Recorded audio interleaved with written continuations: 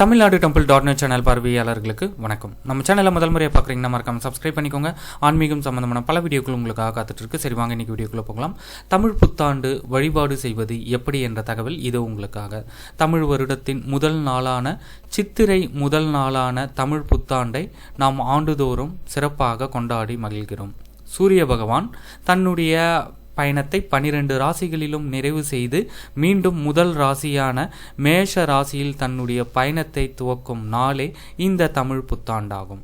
குரோதி வருடம் முடிந்து விசுவாவசு வருடம் இந்த ஆண்டு 2025 ஆண்டு ஏப்ரல் 14 அன்று துவங்க உள்ளது. சித்திரை முதல் நாள் அன்று தமிழ் புத்தாண்டிற்கு முந்தைய தினம், அதாவது இன்று ஏப்ரல் 13 உங்களுடைய வீட்டை சுத்தம் செய்து தயாராக வைத்திருக்க வேண்டும். அன்று இரவு ஒரு தாம்பாளத்தில் பழம், நகைகள், சில்லறை காசுகள் போன்றவற்றை எடுத்து வைக்க வேண்டும். முக்கணிகளான மா, பலா, வாழை வைப்பது என்பது சிறப்பு. அப்படி கிடைக்காவிட்டால் எந்த பழம் உங்களுக்கு கிடைக்கிறதோ அந்த பழங்களை வைத்து சாமி கும்பிடலாம். நகைகள் இருந்தாலும் வைக்கலாம், இல்லாவிட்டால் சில்லறை காசுகளையாவது அந்த தட்டில் வைக்கலாம். வெற்றிலைப்பாக்கு, எலுமிச்சை பழம் வைப்பது அவசியம். இந்த 2 பொருட்களுமே வெற்றியின் அடையாளமாக கருதப்படுகிறது. அடுத்து அரிசி, பருப்பு, உப்பு போன்ற தானியங்கள், மஞ்சள் ஆகியன வைக்கும் வழக்கமும் ஒரு சிலருக்கு உண்டு. அப்படி இருந்தால் அவற்றையும் நீங்கள் வைத்து சுவாமி கும்பிடலாம். மஞ்சள் நிற பூக்கள் வைப்பது என்பது சிறப்பு.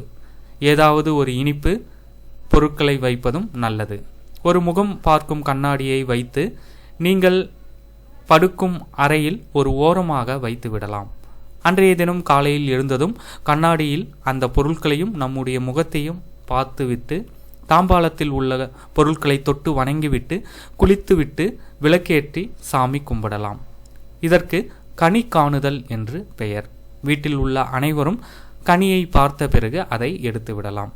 முடிந்தால் அன்றைய தினம் சர்க்கரை பொங்கல் செய்து நைவேத்தியமாக படைத்து உங்களுடைய குல தெய்வத்தையும் இஷ்ட தெய்வத்தையும் மனதார நினைத்து வழிபாடு செய்யலாம். அப்படி உங்களால் செய்ய முடியாவிட்டால் வெற்றிலை பாக்கு மட்டுமாவது வைத்து சுவாமியை வழிபடலாம். தமிழ் புத்தாண்டு தினத்தன்று உங்களுடைய வீட்டில் கண்டிப்பாக வேப்பம்பூ ரசம் வைக்க வேண்டும்.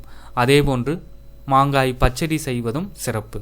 அறுசுவைகளும் அன்றைய தினம் உணவில் சேர்ந்து இருக்க வேண்டும் என்பதற்காகத்தான் இவற்றை நாம் சமைத்து அப்பளம், பாயாசம், வடை உங்களால் என்ன முடிகிறதோ அதையும் சமைத்து வாழை இலை போட்டு குல தெய்வத்திற்கு படைத்துவிட்டு நாமும் சாப்பிடலாம்.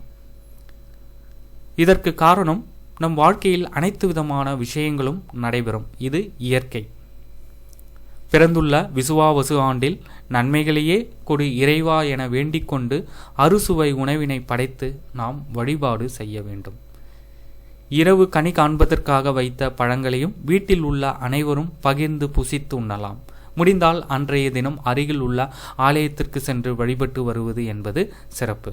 தமிழ் புத்தாண்டு தினத்தன்று தானம் செய்வது என்பது மிக மிக சிறப்பான ஒரு விஷயமாகும். இந்த தகவலை உங்களுடைய நண்பர்கள் அனைவருக்கும் தெரியப்படுத்துங்க. நன்றி, வணக்கம்.